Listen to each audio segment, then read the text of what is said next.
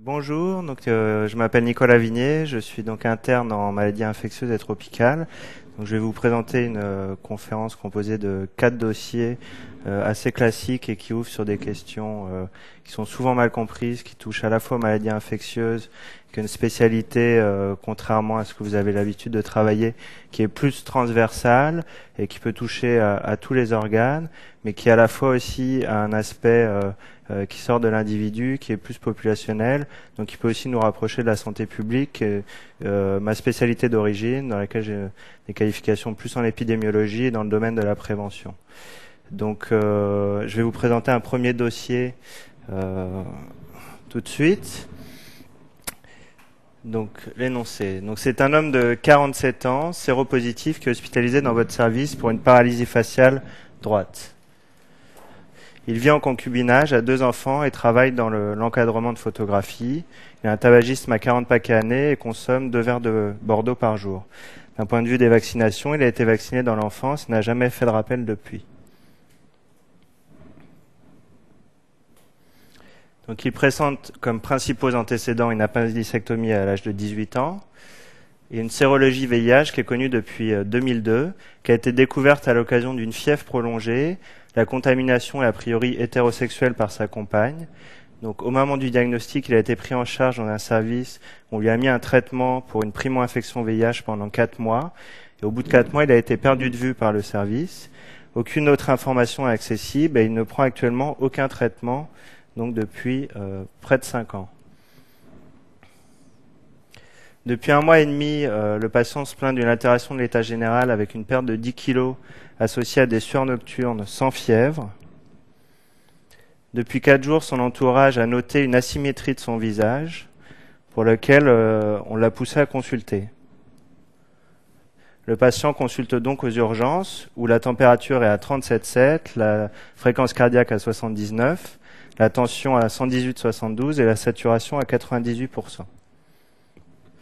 Donc l'examen clinique aux urgences ne retrouve qu'une paralysie faciale droite qui prédomine sur le territoire du facial inférieur. Donc nous arrivons aux questions. Première question. Quelles sont les indications classiques d'introduction d'un traitement antirétroviral? Deuxième question. Quel bilan prescrivez-vous devant ce patient? Voici la photo de l'examen ORL du patient. Il se plaint d'autre part de brûlures rétrosternales.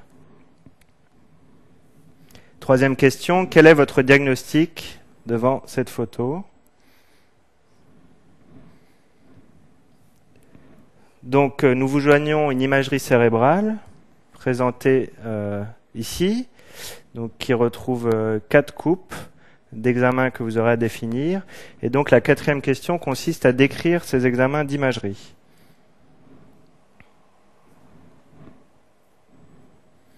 Cinquième question, quelles sont vos 3 premières hypothèses diagnostiques devant cette imagerie? Quelles sont les modalités de votre traitement?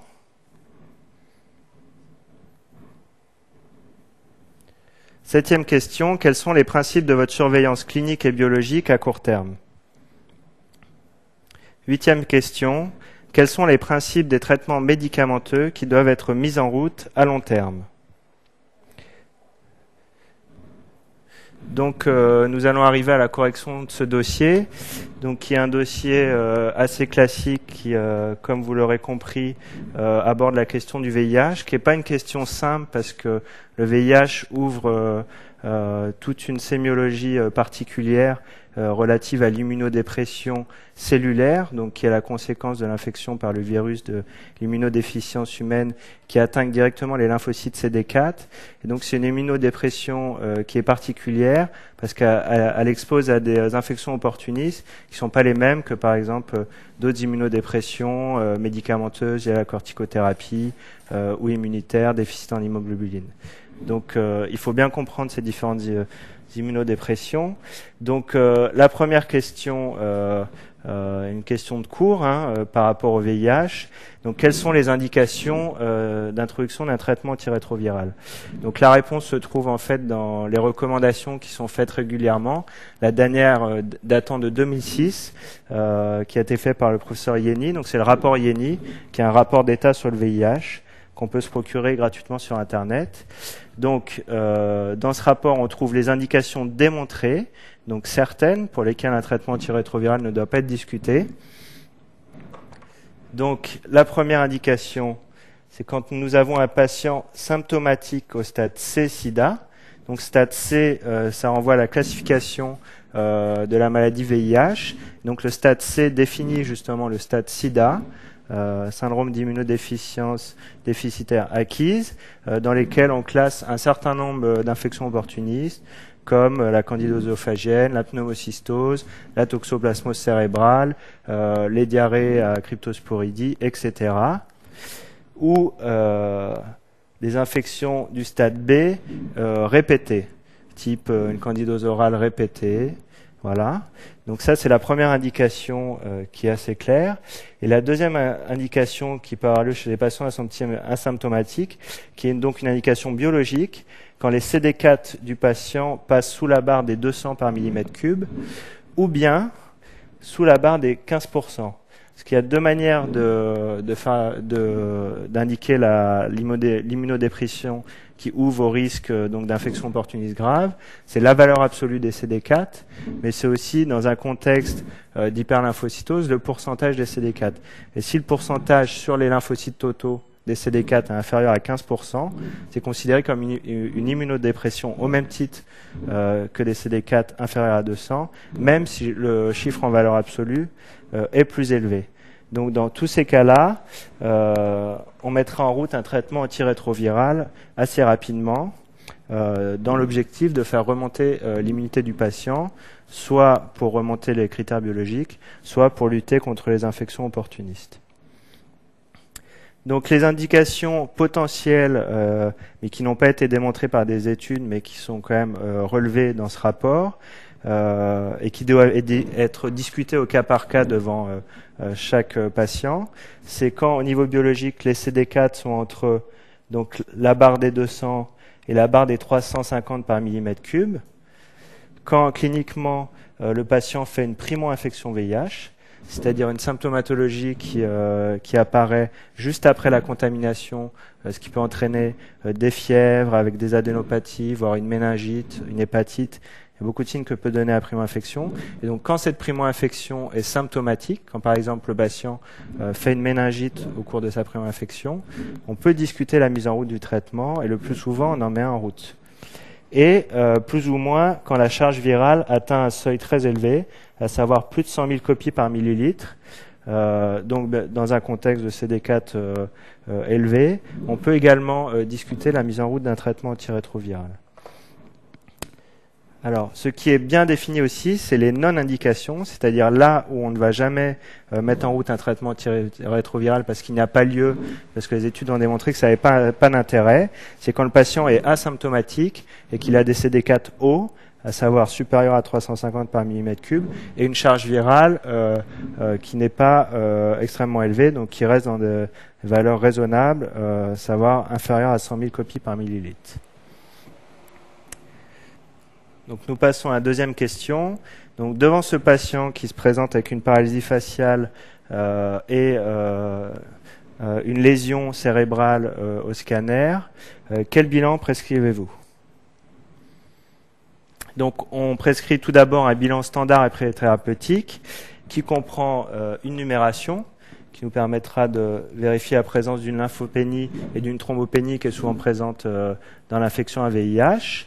Le bilan classique de ionogramme et de la glycémie pour voir le retentissement de l'infection sur ses fonctions vitales.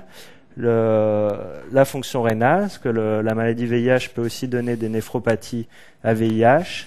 La calcémie et le phosphore, ça c'est plus dans une idée pré-thérapeutique parce que certains antirétroviraux peuvent donner des hypophosphorémies notamment. On regarde le bilan hépatique et pancréatique pour le retentissement et la recherche d'autres infections opportunistes potentiellement associées. La présence d'un syndrome inflammatoire qui ira dans le sens d'une infection, notamment bactérienne.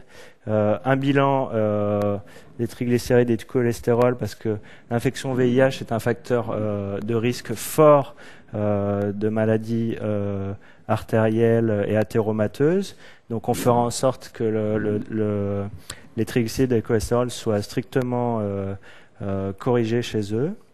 La protidémie, parce que dans l'infection à VIH, on retrouve souvent une hyperprotidémie qui est liée à une hypergamma-globulinémie polyclonale, qu'on retrouvera donc à l'électrophorèse des protides, et un bilan nutritionnel qui fait partie du traitement. Donc, après ce bilan standard, on fait un bilan qui est orienté sur le malade VIH, donc qui est encore une fois un malade particulier. Donc on va avoir envie de confirmer la sérologie du malade. Donc pour ça, on réalise 2 sérologies, une ELISA et si elle est positive, qui est confirmée par un test de Western blot. Et si les 2 sont positifs, la sensibilité et la spécificité sont suffisamment importantes pour pouvoir retenir le diagnostic de VIH. Une fois qu'on sait que le patient est VIH, on va vouloir évaluer donc les 2 critères biologiques de surveillance habituels. Donc les CD4 pour les raisons qu'on a vues, à savoir le risque d'infection opportuniste et l'indication à traitement rétroviral. On fait également les CD8, donc qui sont les autres lymphocytes, qui nous permettent de calculer le rapport CD4 sur CD8, qui classiquement dans le VIH est bas. Et le deuxième critère, qui est la charge virale, donc qui est le nombre de copies de VIH dans le sang, qui nous permet d'évaluer si le VIH est sous contrôle ou au contraire s'il est en échappement, avec des charges virales très élevées. Donc on fera chez un patient qui a déjà été traité par des molécules dont on n'a pas exactement la notion, et donc avec un traitement qui a été arrêté brutalement, un test de résistance au VIH, pour savoir s'il a déjà développé des résistances du fait de sa malobservance.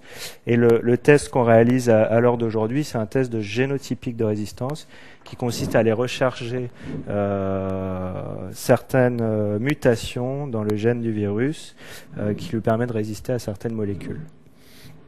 Donc chez ce patient-là, on le réalisera parce qu'il a déjà reçu un traitement et qu'il a été malobservant. Donc on ne réalisera évidemment pas de ponction lombaire chez ce patient, parce que, comme nous allons le voir un peu plus loin, il y a certains des diagnostics qui ne nécessitent pas la ponction lombaire, et surtout devant un abcès avec un effet de masse, il y a un risque très important d'engagement, donc il y a une contre-indication absolue à la ponction lombaire. Donc ça sera 0 à la question si vous avez mis ponction lombaire. Donc la suite du bilan. Après le bilan du VIH de base, on réalise un bilan infectieux du VIH, c'est-à-dire on va aller rechercher, pister l'infection opportuniste pour savoir quels sont les facteurs de risque de notre malade. Donc on réalise une sérologie toxoplasmose, non pas, c'est pas elle qui va nous permettre de faire une diagnostic de toxoplasmose, mais si elle est négative, elle permettra d'exclure ce diagnostic. On recherche les co-infections par les virus des hépatites B et C qui sont liés au VIH par leur mode de transmission. On recherche, dans un contexte où un patient est probablement très immunodéprimé, la sérologie CMV, plus ou moins l'antigénémie CMV dans le sang, qu'on appelle antigénémie PP65, qui consiste à rechercher un antigène du virus CMV dans le sang, et s'il est présent, à craindre une infection à CMV, notamment, je vous rappelle, l'infection la plus fréquente, qui est la rétinite à CMV.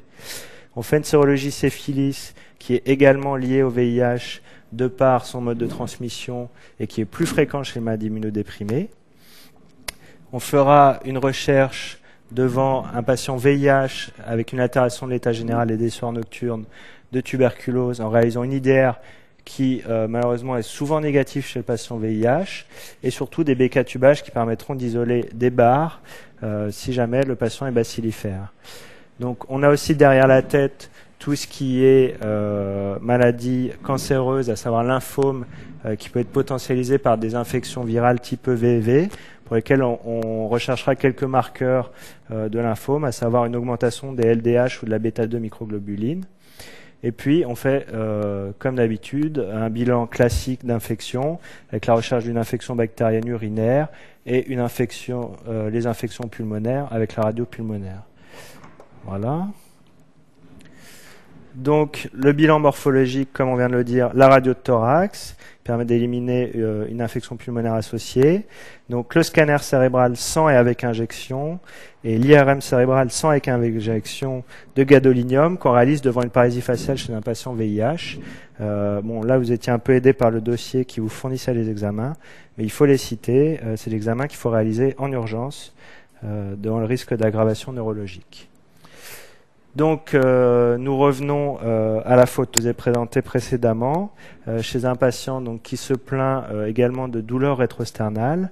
Et donc, le diagnostic qui était attendu devant ce cas-là, devant cette photo, c'était le diagnostic de candidose orale, donc comme vous l'avez vu sur la photo, avec des dépôts blanchâtres postérieurs sur le palais et les amygdales, qui se décollent quand on les gratte, et avec une forte suspicion de candidose œsophagienne associée, du fait des brûlures rétrosternales, un diagnostic qui souvent doit être confirmé par la réalisation d'une fibroscopie œsogastro-œsophagienne, bien que certaines recommandations maintenant permettent, devant une clinique de brûlure rétrosternale associée à une candidose orale chez un patient immunodéprimé, suffit à poser le diagnostic sans avoir réalisé l'examen invasif et à traiter directement, tel qu'une candidose œsophagienne, un patient qui se présente comme ça. Donc, la candidose œsophagienne fait partie des infections opportunistes stade C, donc qui définissent le sida. Donc, on peut dès à présent dans le dossier avancer le diagnostic d'infection à VIH stade sida chez notre patient. Donc, nous vous fournissions différents examens d'imagerie. Donc, un premier examen que vous avez reconnu avec 2 coupes, qui est donc un scanner cérébral sans et avec injection. Donc, il fallait bien sûr reciter le nom de l'examen en précisant la présence et l'absence d'injection. Ensuite, après avoir défini l'examen qu'on a sous les yeux, on décrit ce qu'on voit.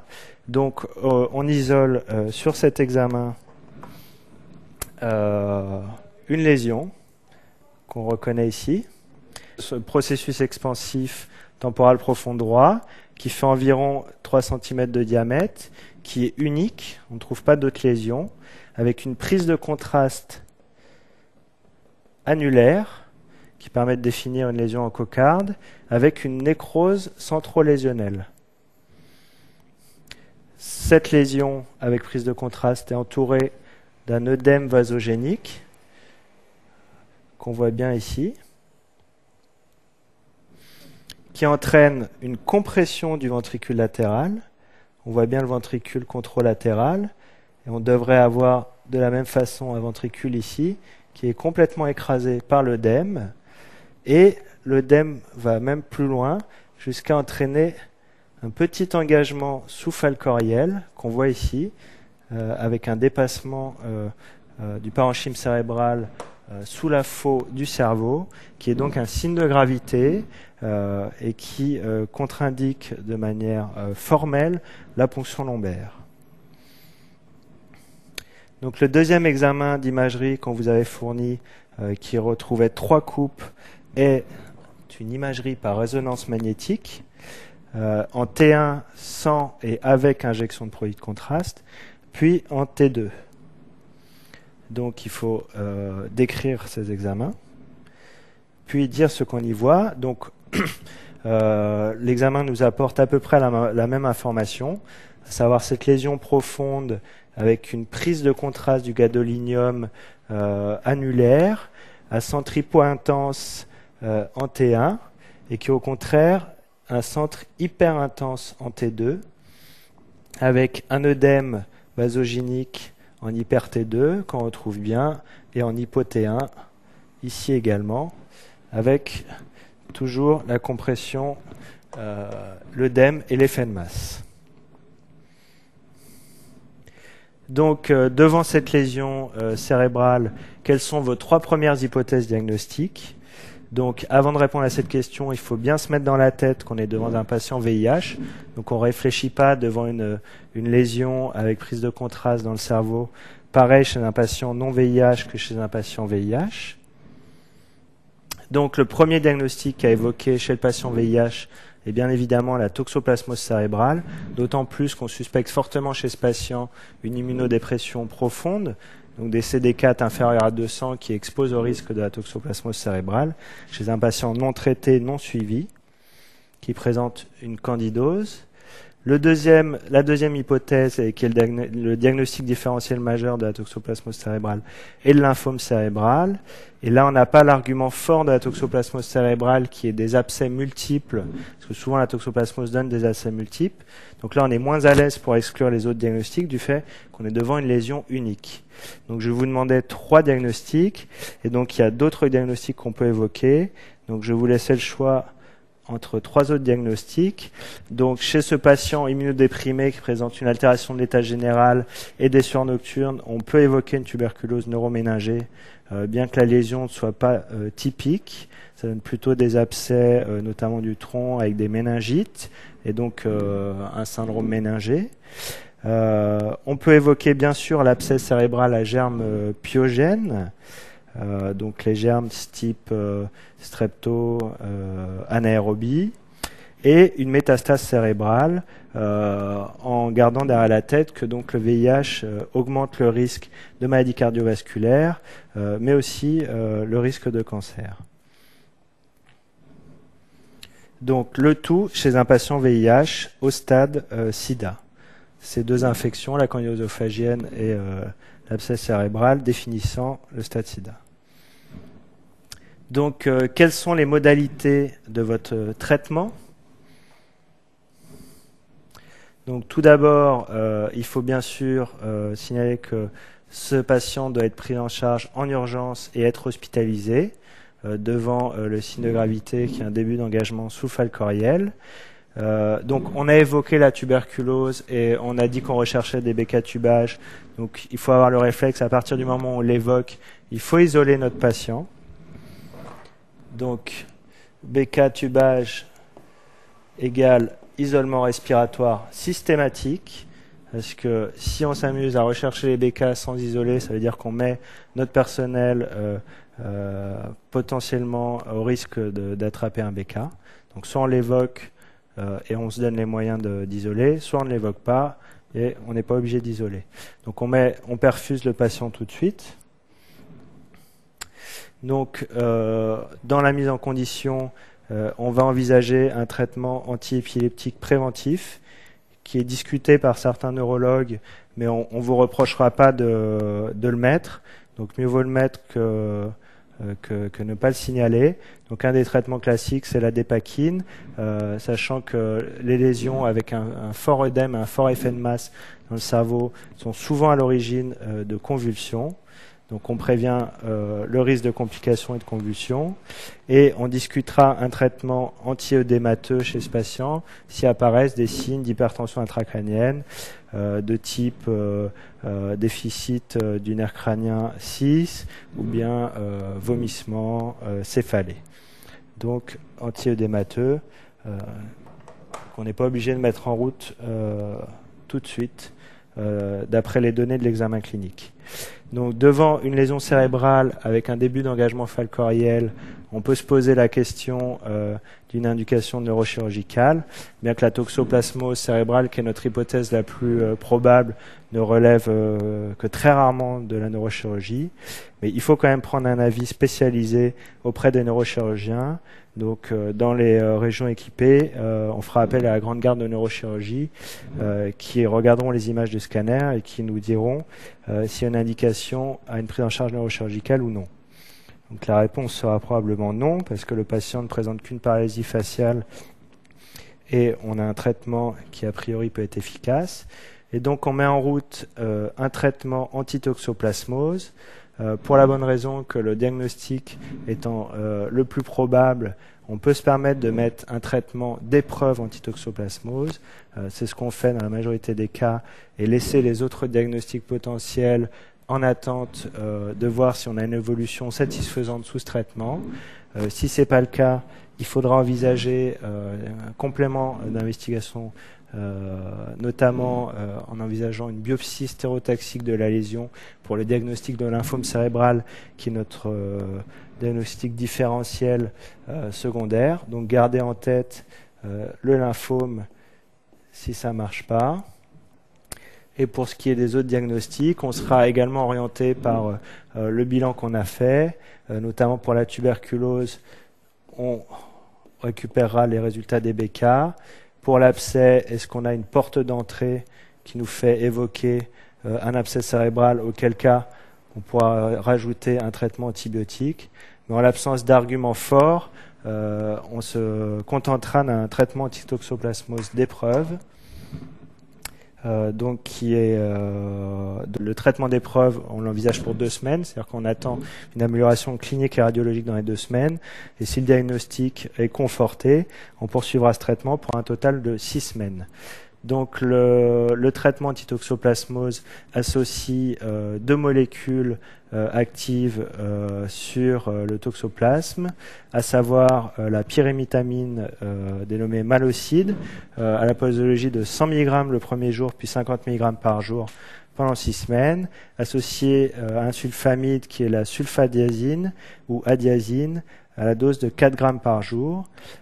Ces médicaments exposant au risque de carence en acide folinique, on fera une supplémentation systématique à forte dose d'acide folinique, à savoir 25 mg par jour, et on alcanisera les urines pour éviter les effets secondaires d'acidité.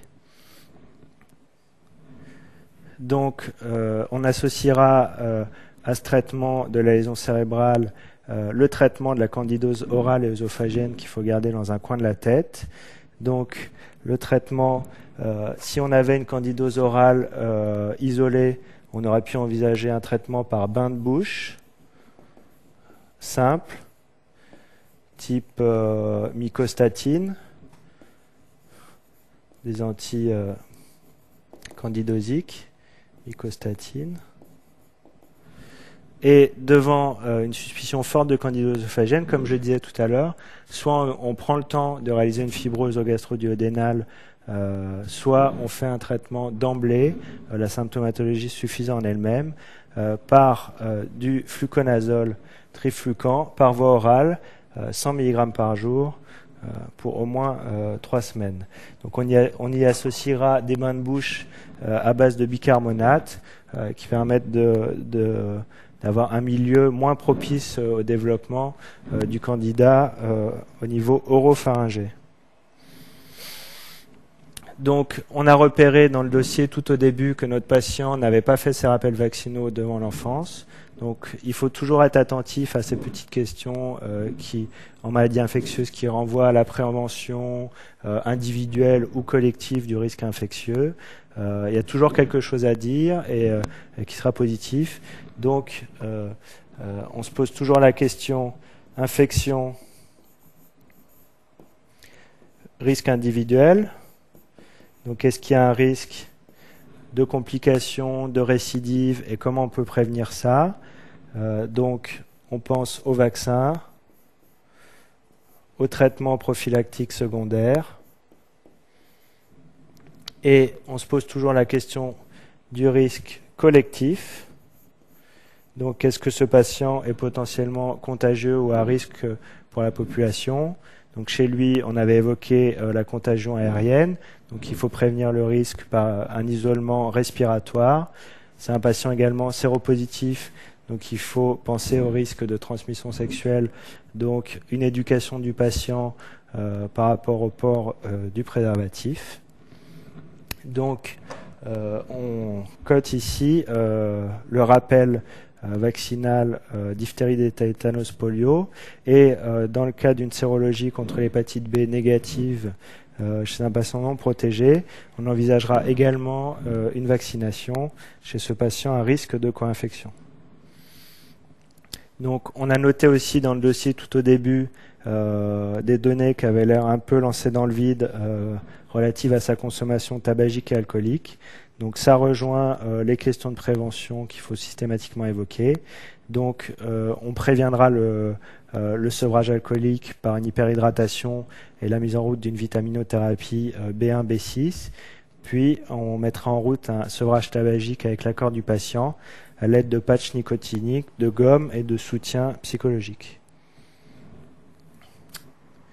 Donc voilà pour le traitement. Donc nous passons à la question relative aux principes de surveillance clinique et biologique à court terme. Donc chez un patient VIH, on peut parler longuement des différentes surveillances à évoquer. Donc là, il faut centrer notre attention sur les points importants. On est devant un patient qui présente une lésion cérébrale avec un début d'engagement. Donc le risque vital est celui d'engagement. C'est aussi un risque fonctionnel par rapport aux séquelles neurologiques. Donc il faut centrer notre attention sur cette lésion cérébrale et sur la maladie sous-jacente qui est le VIH, qui est donc une maladie grave, qui, s'il est exposé déjà à la candidose œsophagienne et à la toxoplasmose cérébrale, c'est un patient qui potentiellement est exposé à d'autres infections opportunistes. Donc il faut penser à les rechercher, à les surveiller. Donc, on mettra en place une surveillance rapprochée clinique de l'état neurologique du patient, de son état de conscience. On recherchera des signes d'hypertension intracrânienne pour envisager, en cas de présence, un traitement anti-œdémateux. Et en cas d'engagement, une prise en charge en urgence, en réanimation. Donc, cette surveillance, on la fera de manière très fréquente jusqu'à la disparition des premiers signes d'œdème qui nous rassureront par rapport à l'efficacité de notre traitement. Donc on surveillera en plus les fonctions vitales habituelles, fréquence cardiaque, tension, saturation et la température. Donc je vous rappelle que c'est un patient qui est arrivé avec une température de 37,7. La toxoplasmose n'est pas forcément une infection fébrile, au même titre que les autres diagnostics qui ont été évoqués. Si cette fièvre monte de manière importante à 39-40, on se reposera la question de l'abcès cérébral ou du lymphome, notamment sous traitement. Donc on envisagera une surveillance radiologique qui sera notre critère secondaire d'efficacité de notre traitement, en plus de la normalisation de l'examen neurologique, donc à l'aide soit du scanner, soit de l'IRM. Donc ce qui est important, c'est de réeffectuer la même imagerie que notre première imagerie.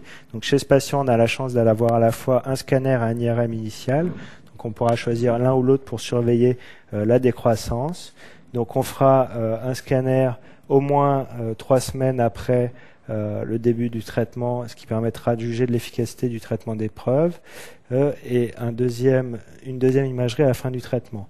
Devant tout signe d'aggravation neurologique, on envisagera un scanner en urgence pour mettre en évidence une éventuelle complication et agir de suite.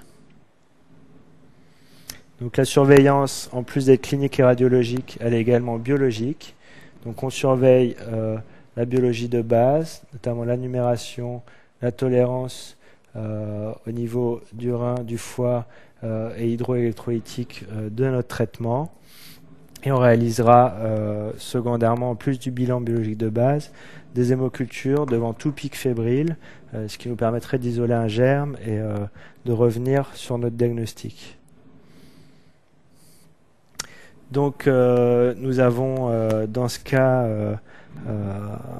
abordé plusieurs questions. Donc avant tout une question de cours simple sur les indications du traitement antirétroviral.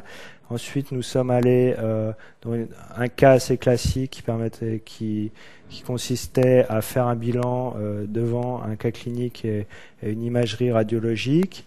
Un traitement sans les résultats des premiers examens complémentaires. on en est arrivé à une surveillance et il faut maintenant revenir sur notre patient VIH et se reposer les questions de base et envisager son devenir après amélioration ou guérison de cette infection opportuniste. Et donc ça nous renvoie à la 8e question, donc, qui est quels sont les principes des traitements médicamenteux qui doivent être mis en route à long terme. Donc on soulignera l'importance de 2 points fondamentaux. Donc chez le patient VIH, il faut toujours penser à la prophylaxie des infections opportunistes, notamment quand les CD4 sont inférieurs à 200 pour la toxoplasmose et la pneumocystose. Donc on n'a pas le résultat des CD4 de ce patient. Par contre, devant la présence d'une candidose œsophagienne et d'une très grave toxoplasmose, on suspecte des CD4 effondrés. Donc on peut envisager d'emblée cette prophylaxie. Donc la prophylaxie, elle est soit primaire, chez un patient qui n'a jamais fait d'infection opportuniste.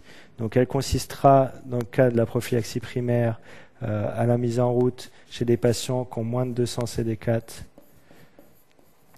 de Bactrim, à la dose de 1 comprimé par jour.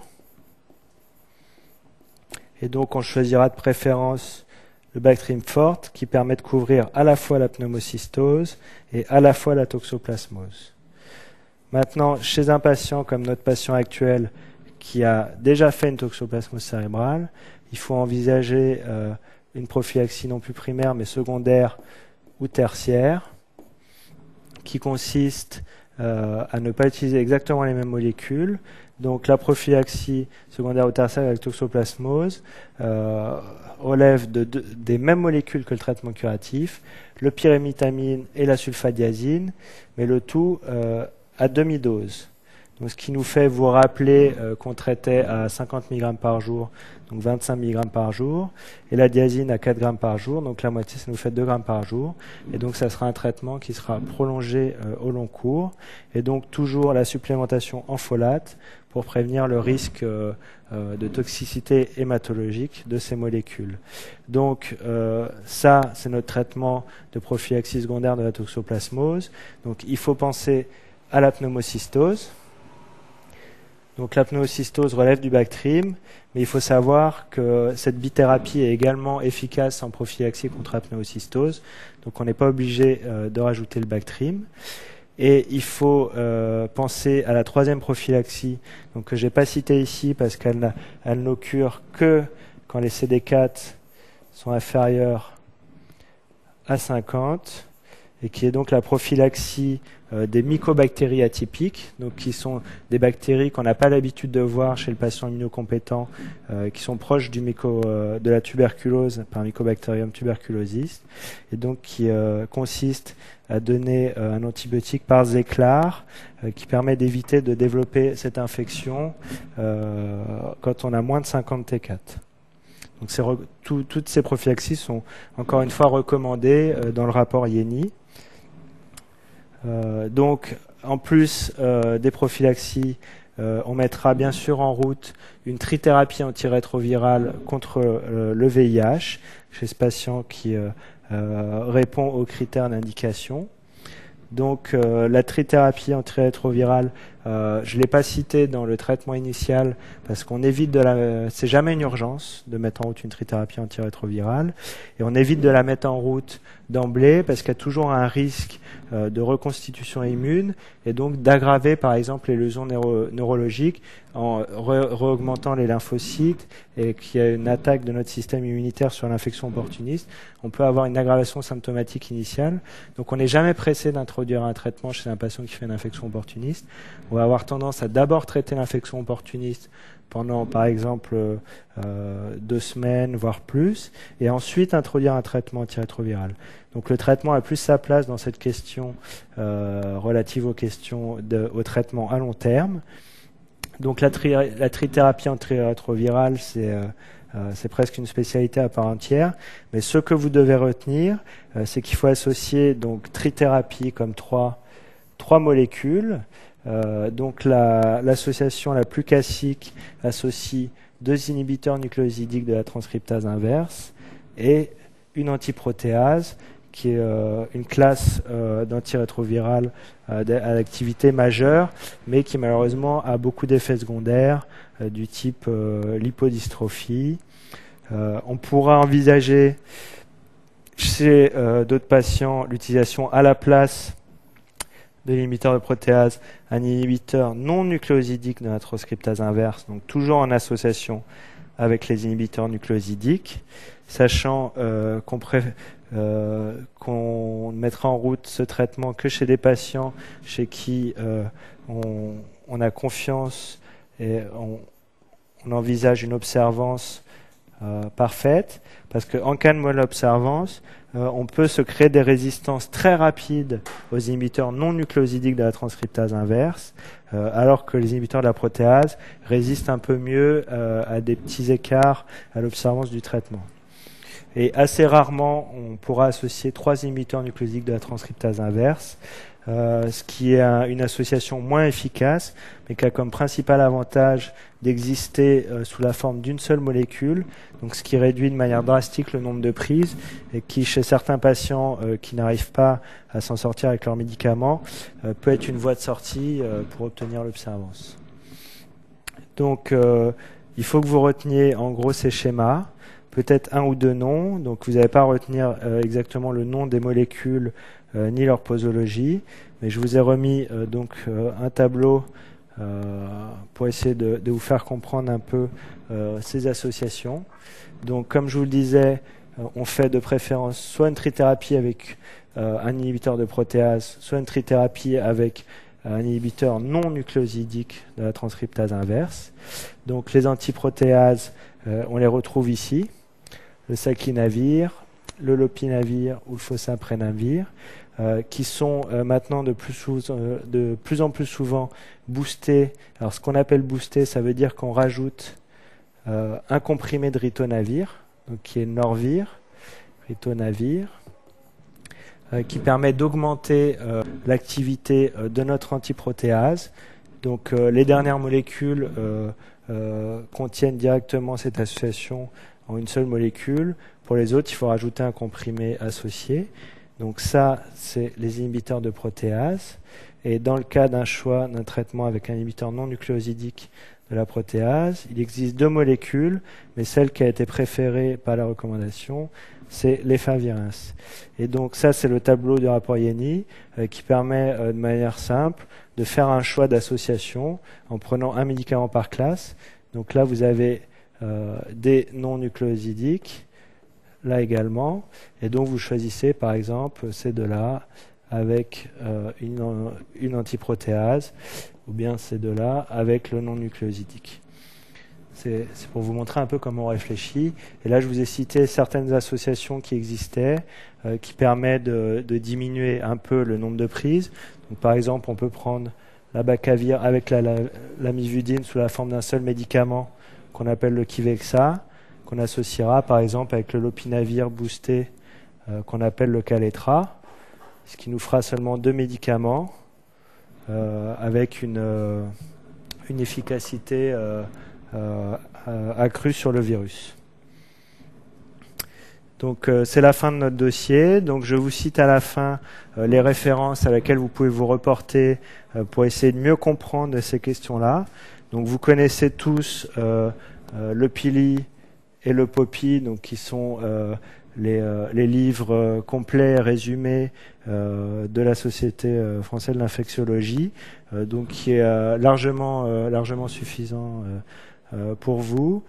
En ce qui concerne le VIH, si vous voulez un peu plus loin ou comprendre certaines questions, donc vous pouvez vous reporter au rapport Yenny que j'ai cité, avec le lien internet qui vous permet de télécharger directement le PDF.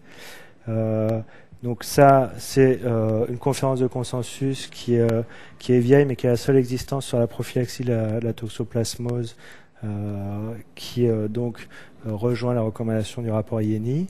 Et puis, je vous ai redonné le lien du site de la Société de pathologie infectieuse de langue française, donc dans lequel vous retrouverez en pouvant télécharger de manière directe toutes les conférences de consensus et certaines recommandations par rapport aux maladies infectieuses et tropicales. Voilà. Donc, pour résumer un peu les questions qui ont été abordées dans ce dossier, je pense que ce qu'il faut que vous reteniez et sur quoi vous devez tiquer tout de suite dès la lecture du cas, c'est que vous êtes devant un patient VIH. Donc, quand vous êtes devant un patient VIH, vous êtes devant un patient classique, donc vous mettez en œuvre tous vos réflexes habituels, mais vous ouvrez aussi le classeur de la pathologie VIH, qui est en fait un monde complètement différent du reste de la médecine, qui est donc la pathologie de l'immunodéprimé lymphocytaire, avec ses infections opportunistes, ses indications de traitement et toutes les préventions individuelles et collectives que ça implique. Donc chez ce patient, on voit bien que c'est un patient qui a échappé à la prise en charge médicale. Donc tout de suite, on pense aux infections opportunistes les plus fréquentes, la toxoplasmose, la pneumocystose, la candidose. On voit un abcès cérébral. On dit c'est bon, on est sur la route de la toxoplasmose. On va rechercher nos diagnostics différentiels habituels. On déroule notre traitement et une fois qu'on a pris en charge la pathologie aiguë du cas, on ramène toutes les réflexions habituelles relatives au VIH. Donc, est-ce qu'on a mis en place un suivi pour ce patient? Est-ce qu'il a bien ses traitements prophylactiques contre la pneumocystose, la toxoplasmose et les mycobactéries atypiques, quelque chose auquel on pense moins souvent mais qui est recommandé en dessous de 50 T4. Est-ce que ce patient a une indication à un traitement antirétroviral? Si oui, à quel moment je le mets en route? Et en gros, par quel schéma? Donc le schéma le plus classique, 2 inhibiteurs nucléosidiques et un antiprotéase. Ce qui est important, c'est de retenir à quel moment les mettre plus que l'ensemble des molécules. Vous pouvez retenir un nom par molécule si vous voulez pour compléter un peu votre dossier. Une fois qu'on a fini de prendre en charge notre malade d'un point de vue médicamenteux, on ramène le réflexe de la prévention collective, donc éducation du patient par rapport au risque de transmission sexuelle, sanguine et materno-fétale du VIH. Ce qui peut ouvrir éventuellement sur certains cas aux questions de fécondation et de comment faire des enfants quand on est VIH, ce qui se fait aujourd'hui. Donc il y a tout un accompagnement et c'est une maladie qui est vraiment multidisciplinaire, qui relève certes de l'infectiologie, mais aussi des spécialités d'organes selon l'atteinte, neurologie, pneumologie, hépatogastroentérologie avec les co-infections, de différentes spécialités pour le suivi des pathologies cardiovasculaires, le patient VIH étant plus exposé aux pathologies cardiovasculaires, parce qu'ayant plus fréquemment des troubles lipidiques, qui font plus d'infarctus que les autres. Et maintenant que les maladies opportunistes sont mieux contrôlées, on voit de plus en plus de patients VIH qui deviennent invalides ou qui décèdent à cause de maladies cardiovasculaires. Donc les maladies cancéreuses plus classiques. On ramène aussi les infections qui ne relèvent pas de l'immunodépression. Donc on envoie notre patient vers le cardiologue, l'endocrinologue s'il a des troubles endocriniens. Pour la femme VIH, le gynécologue du fait du risque de cancer du col de l'utérus augmenté. Et puis l'accompagnement psychosocial multidisciplinaire, les consultations observances, l'accompagnement psychologique, plus ou moins un traitement psychiatrique, parce que l'observance du traitement au long cours est le fondement de la réussite du suivi du patient VIH, ce qui finalement est le plus dur quand on regarde un patient au long cours.